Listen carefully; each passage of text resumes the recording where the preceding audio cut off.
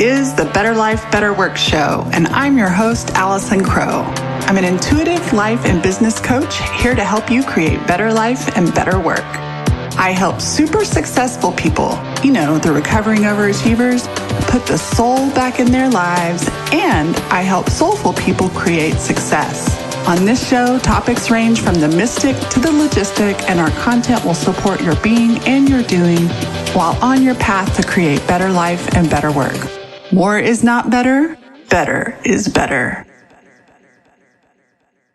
Hey, y'all. It's week 2 of my September Sabbatical, and that means resharing another important conversation with you on the show today. Last week, we talked about the importance of your emotional P&L, and this week, I want us to revisit core values. This conversation was inspired by an actual life coaching call inside the Soulful Success community, and it is being shared with permission from the group members. And the topic is a member wanting to get back on track. That phrase, right? We've all said it. I want to get back on track. I feel off track. I feel stuck. Getting back on track is a common thing we all feel at times. And I've got some lessons to share with you about how you can check in with your core values and really assess what's going on so that you can get back to where you want to be.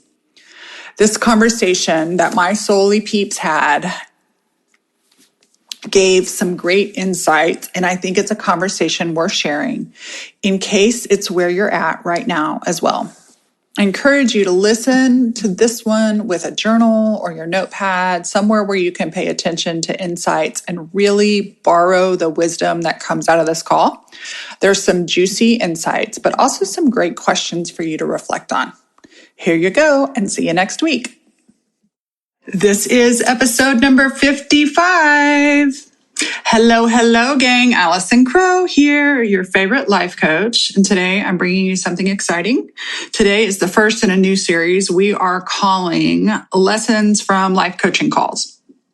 So in my Soulful Success membership, if you think of it like a community center or, a yoga center or gym that has supportive classes, you don't go to every single one, but I do provide a variety of live coaching sessions for my clients. And we have business coaching and we have life coaching in addition to some training. So today is going to be the first in the series of lessons learned in life coaching. And what I love is these are topics that come up organically for my clients that I know will relate to you. And so today we had a super powerful call on the call today. And I got really excited. You never know what's going to come up, but I'm going to share with you in a moment, one of my clients gave permission for me to share this kind of journey and the story and the story of our call today with you guys. Actually, all my clients gave permission for me to talk about what we talked on the call today. And it's so fun because one client was being coached in her situation and everybody else on the call was like, oh my gosh, I was able to put that in my life. I was able to plug it into my life and my being where it works for me. So I'm excited to introduce this series. And today we are going to be talking about one of the foundational tools in life coaching. And sometimes as a very experienced coach, or the more experience you have, you can also often forget these. And just the way that my client presented her situation today and what she wanted to be coached on, it very quickly became the topic of values clarification. So let me give you a little bit of the setup for how this showed up. I have a long-standing member. She's actually been in and out. Actually, she's been in many of my programs since I think 2013. She has been a long-time member. She's definitely super soully member of my coaching program. And since school's been out with her kids, she's been spending lots of time not only with her immediate family, but extended family. And for a lot of people, there's a big shift. There was a big shift in the May, June, and she's been feeling really funky. And she had been, she came into our group the other day and was saying, oh yeah, I'm hiding. I'm coming back out. I've been in a funk. I just wanted to out myself and share that I intend to come back. And, she was pulling herself out of a little bit of a funk she'd been in. And so today she wanted some coaching around that. And she was a little discouraged because she'd felt definitely very blah and had more undercover days than she wished. And she was wanting to not only get her energy and vitality back on track, but also get her money back on track. And so she also presented saying that, she'd had the last 4 years of very stable and reliable income. And through the last season, it's dropped. And so that was discouraging. And she was just feeling a little bit of lost. And so as we began to talk, I could hear in her language a couple of things. I mean, a lot of times it's so easy to automatically go to our thinking, but I decided to play with this concept that nothing was wrong at first and that there is no should or shoulding. And then we got to this place where she said something about not spending much time in personal development. And she had even asked, I can't even know what inner work is now. What is inner work? Because we often talk about inner work and we talk about outer work. And the way I hold that in context is inner work is doing your thought work, your emotional work, your spiritual work that sets up your thinking and feelings so that you take outer work. And outer work is actions. Outer work is strategy and implementation and experimentation. And so she was like, I can't even think of what inner work is right now. What is inner work? And as I began to listen, I could hear her emotional exhaustion, and I could hear places in her life where she was feeling empty. And I recognized this tried and true technique that we all learn in coaching school. It's one of the very first things we do. And when I work one-on-one with clients, it's one of the very first things I do is I do a values clarification exercise. And we do an exercise, and there's a couple ways you can do it. You can do it. I have a way that I can do it with one-on-one clients through a conversation, and it draws out their values. And then I also have a handy dandy, workbook exercise to work through core values. And so I brought this up to my client, and I began asking her about her core values. I know she's done them with me. And I asked her if she could remember her core values. And so we kind of worked through those really quickly. I know her well enough to know what some of them are. And one of hers is spending time with her family. And that she felt like that was very high. Giving back and volunteering is one of hers. And she felt like that was very, very high. We were rating them on a scale of 1 to 10. And there were a couple of others. But when we got to her value of personal growth and development, that tank was really dry. And so we were able to recognize that when I teach values clarifications, I teach from this concept that once you are aware of your deep core driving values, and we usually have 5 to 6, and everything else that we value fits in one of those columns. There's actually some languaging in doing the private one-on-one conversation way of drawing it out that you ask people. So for example, let's say you're trying to decide if personal growth is more valuable to you or money is more valuable to you. And money's valuable to me. Which one's more valuable? If you knew that one included the other, which one is more valuable? Well, personal growth is more valuable. And when you allow personal growth to be valuable, does money get fed? And the answer in this example is yes. And so everything you value is included in your highest. It's actually the lowest common denominator. It's not the highest. I don't know that math is the best thing to use with this, but we realize that in these 5 to 6 core values, everything else fits in. So as I'm talking to my client and others in the room are watching her, it was fascinating to watch this process where, I used the analogy. I said, if you were driving a vehicle, would you judge yourself if your gas tank got close to empty or empty? And she was like, well, no, it's kind of a matter of fact thing. On the way back from lunch today, looked down, my fuel gauge is close to empty. I have no unuseful thoughts about it.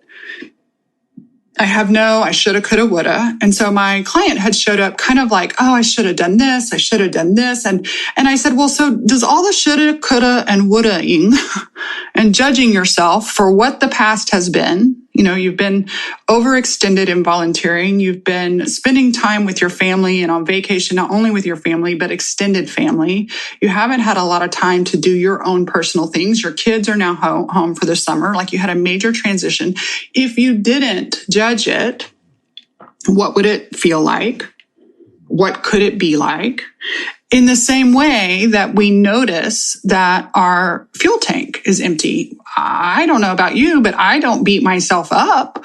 I don't go, oh man, I'm a horrible human being. I'm doing life wrong because my fuel tank is empty. And so I love personal development. I love thought work. I love thought curiosity.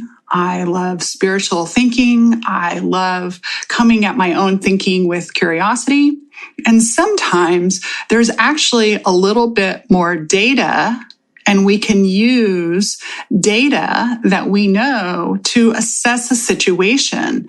And I notice one of the things that those of us who are in personal development often do, especially if you're not a highly detailed person, is that we tend to emotionalize and psychoanalyze everything.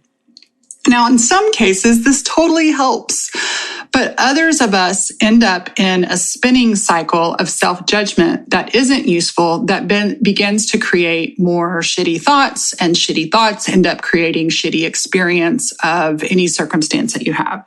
So we had fun today looking at this, and it was fascinating when she recognized, oh, I have these 5 value tanks, and 4 of them are actually above half full. A couple of them are even overflowing. They're really good, but one of them is completely empty.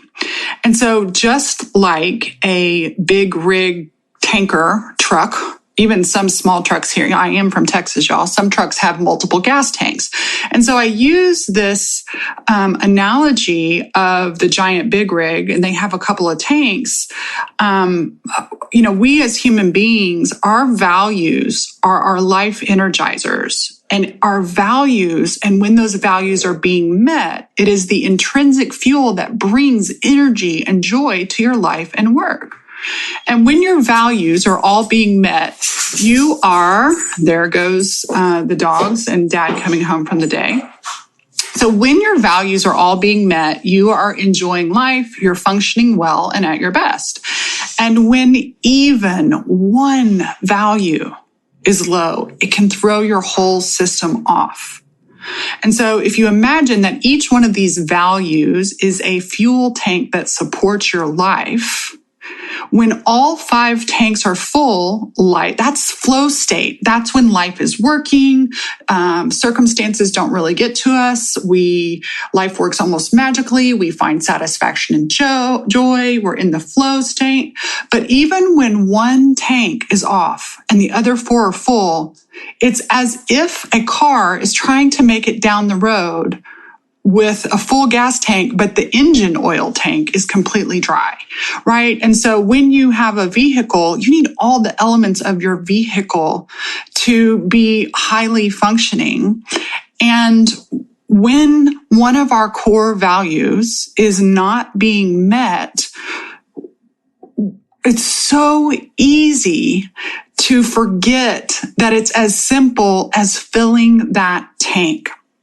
And so what was so fun is I noticed this client has already started filling that tank. She'd already taken 2 major acts. She didn't even know that tank was empty. We identified that today. And then I said, hey, by the way, you've already started filling it, right? You weren't sure why. You weren't sure why you were feeling this way, but at some point you got tired of hiding under the covers and you came into the group and said, hi, here I am. This is what's been going on with me. I've been feeling off and down.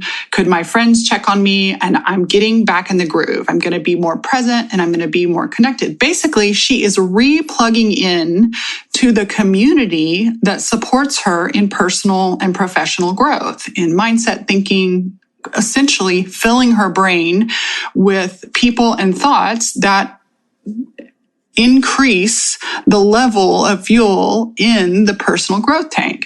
And then the second thing she did was volunteer today. When everybody comes on, I ask who wants to be coached today. And she raised her hand. And that was the second thing. Like, she was willing to say, I've got something that's feeling sticky. I'd like to be coached. And just by doing those 2 things, she's already taken her fuel tank level from 0 to 4, right? And so now she realizes, oh, I'm not running on fumes anymore. And she could do a quick scan of the other areas of her life. And what was so fun, especially money wise, because she does a business too. It was like, oh, when my personal development tank is full, when I'm spending time listening to podcasts, reading books, I'm spending time in this community where, she said in her family, and many of us have families like this, like our families may or may not be into personal growth. Her family isn't into personal growth. Her in-laws, that's fine. And so sometimes when we are in a transition or we spend a lot of time with a new community that thinks differently, we do kind of, we entrain with those thoughts and those patterns. And she said it just was so frustrating because here she is trying to not only live her best life, but she's also lovingly values being better and thinking better and loving on her business and loving on herself. And so as she got back into that, she could see, oh, this is actually going to start helping me. All right. So we had this experience with this one client. And what was fun is sometimes on these life coach calls, a client has a little bit longer time in the soul seat. And I always love to check in with some of the other members who are live, like, how is this impacting you? And one of my other clients had come to the call, and on his check-in, he had said, last week I was really low in energy and feeling off. And this week I'm feeling really present and connected. And so we took this idea of these values clarifications without even doing the whole, without even knowing the details of the values. I was able to ask him, can you see something in your life that changed in the last week that would cause this week to feel better than last week did? Like, what are the outer circumstances? Was there a value tank that was empty and it got filled? Just kind of doing a little bit of self-investigation and self-curiosity, because he originally did ask, he's like, why does this happen? Why are we fine one week and connected, and the next week we kind of get in a little hovel and we get low energy and then we stay in there? And he was starting to do the same thing. Like, we start to psychoanalyze it. And yes, there's a gazillion reasons, but it was so fun to have him check in. And he said, oh, I can recognize what the difference is. I had a total shift in environment. And so this one, let me know if you're listening to this, if this one gets you. So for my work from home entrepreneurs, for my solopreneurs, and for my company of one people, even though we have these online connection worlds, if you are not out in the world regularly, I experience this often. So not only do I work from home, but I am 7 miles from the nearest restaurant, coffee shop, anything like that. And I am 20 miles from the nearest co-working space. So I live way outside of Austin, Texas. I actually live outside of the city limits, 3 cities outside of Austin, Texas. And so it's very different from being in the hustle and bustle and where you're able to co-work or meet with other people. And so I spend a lot of time at home, and I'm also an introvert. And because I'm introverted and independent, I can forget that one of my highest values is connection. And without even realizing it, my connection fuel tank can get empty and I can slip into a funk. And so it was fun to see my client have that self-awareness that he was starting to feel stale at home. He went to go stay with some relatives and stay in their place. And just the energy shift in environment shifted things for him, right? And so here's another thing about human beings I want us to realize. We have two opposing needs. We have both the need for security and surety, but we also have the need for shaking things up. We have a need for something different. We have a need for cognitive dissonance. And so this was fun. Back when I was talking to my original client, I asked her, I was like, what is the weather like where you are? And she said, it's raining. And I said, so do you judge the rain today where you are on the Pacific Northwest area? I said, how do you judge that? And she said, I think it's bad. And I tell you what, here where I am in the Austin, Texas area, it's 99 degrees. It's probably a heat index of 110 and it's really humid. And man, I would love some rain here today, right? It would be good for the earth. And so what's amazing is too much rain over and over and over again is going to feel yuck. But it's the magic of the rain and the sunshine. It's the magic of the changing seasons and the ever-changing weather that helps us to feel good. I also asked this question on the call today. I said, how many of you love the beach? And every single person on the call raised their hand. I think there were, 12 or 15 people on the call today. And every single person raised their hand. And I said, for most people, I know this to be true. Some of you might be a little bit more abnormal. But when you get to the beach, especially if you don't live on the beach, you get to the beach, it is like heaven. And then after 4, 5, 6, 7 days on the beach, how many of you are so ready to get out of the sandy, humid, salty air and get back to dry, crisp, clean air and fresh water? And every single one of them raised their hand.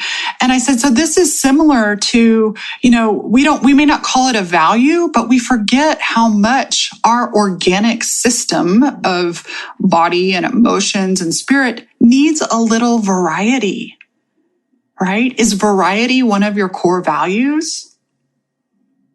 Is if you're independent and working alone, is connection one of your core values? I've been tracking my moods lately. And so I would track my moods and then I would just lovingly ask myself, is there anything that contributed to that mood that day? And I noticed every single day that that my mood or my day was a 9 or 10, with 10 being high, that every single one of those times I had had a significant connection with a family member, with a friend, or with clients. Often that was me when I was connecting in my work with, every day I have a coaching session is always a good day. I cannot think of a day when I had a coaching session that it wasn't a bad day. And so once we're aware of these things, we have so much more knowledge to make small shifts. It's big knowledge that helps you make small shifts. So it was so fun to see both of my clients. I did have a few more talked about, their version of what value tank was missing, which ones had been recently filled, and how they had neglected other ones. And I get it. It can feel like a lot to manage all 5 or 6 of these, but I highly, highly recommend that you get to know your core values. And I even gave the recommendation for my clients, once a week, even if you set like your phone, hey, remind me once a week to check in with my core values. And we do a little what's called scaling, where on a scale of 1 to 10, how am I doing with connection? On a scale of 1 to 10, how am I doing with growth? On a scale of 1 to 10, these are mine. How am I doing with my sense of recognition and appreciation? On a scale of 1 to 10, how am I doing with simplicity? on a scale of 1 to 10, how am I doing with creativity? And I can see like a lot of the times that I have been depressed, not only is my thinking wonky, but my creativity and connection value tanks have been empty. And those are easy adjustments to make to get back to center, to get back to flow state, to get back to being energized. Because when we are living in our core values, in alignment with those values, we are energized. And when we are not, the life can be sucked out of us. We lose motivation. We start behaviors that are not useful, etc. So here's what I want to offer you. 2 things. Number 1, I want to invite you to come to Soulful Success.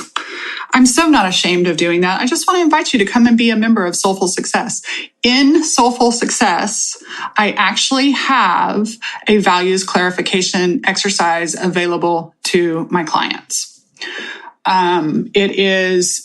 It is an exercise that gives you, not only takes you through the process of narrowing down from 16 to 21 to 5 of your most important values, but it also gives you some journaling prompts and some reflections. And then once you know these, I have a little poster of mine that I keep on my phone that I drew for myself, which was, I call it my energizers, right? And so this is a really foundational piece for you to have that helps you know what are your energizers. And the next time that you feel off or depleted, you can double check those core value tanks and see which 1 or 2 needs a little bit of love. And I guarantee you will be back on track before you know it. And so the way to get that is through Soulful Success. And I'm happy to talk personally with you about your core values. It was so fun to bring this up. One of the things I love about life coaching calls is the client brings the content. I'm not saying this is what we're talking about today. The client brings, as Susan Scott says with her coaching people, she says, of all the things on your plate, what's the one thing that would make the biggest difference in your life today? And I love how we can narrow it down and realize we got a lot of things going in our life. We got a lot of things going in our work. And if I trusted myself and knew this one area that I could realign my mindset, realign my spirit, realign my thinking, and realign my environment, I could be so supported and back to flow and creation state. Almost like that. So it was really fun to see my client, like after we were done, I was like, how do you feel? And she was like, I feel so much more vital than I did when I got on this call. And I see a clear path to filling my tank and getting back in alignment. And that is one of my favorite experiences for a client to have. Sometimes there's really deep emotional work, and other times it's just a tiny little shift in perception and a new awareness that sets things right. And I have no doubt that this gal will be not only back on track, back in our community, but that she will also be back in her business in a place that she feels really good about. So thanks for spending time with me today. If you do know your core values, tag me in a post on Instagram or Facebook and let me know what your core values are. I think it's so fascinating. And definitely, if you are one of my soulies and you are listening to this, so soulies are what I call my members. If you are one of my soulies, I want you to look for the Soulful Living Coaching Core Values instructions and the core values cards in our Facebook group under the files. And I want you, if you haven't done this exercise, I want you to do it. And I want you to share your 5 to 6 core values with me, with the group. It's really, really helpful. Thanks, gang. I'll see you next week. As always, thanks for listening. Totally appreciate you thinking about somebody who might really love this episode and you sharing it with them. Also, I always appreciate your reviews. It's like podcast currency. It's like a tip in the jar saying thanks. And finally, if you want to share on social media, a screenshot, or any insights you get from listening to this episode, I will totally respond. You can share with the hashtag BetterLifeBetterWorkShow. This show is sponsored by my 3 rescued dogs, Leroy Brown, Clementine, and Rocky Potato. They're here to remind you to consider adoption when you get your next pet. More is not better, better is better.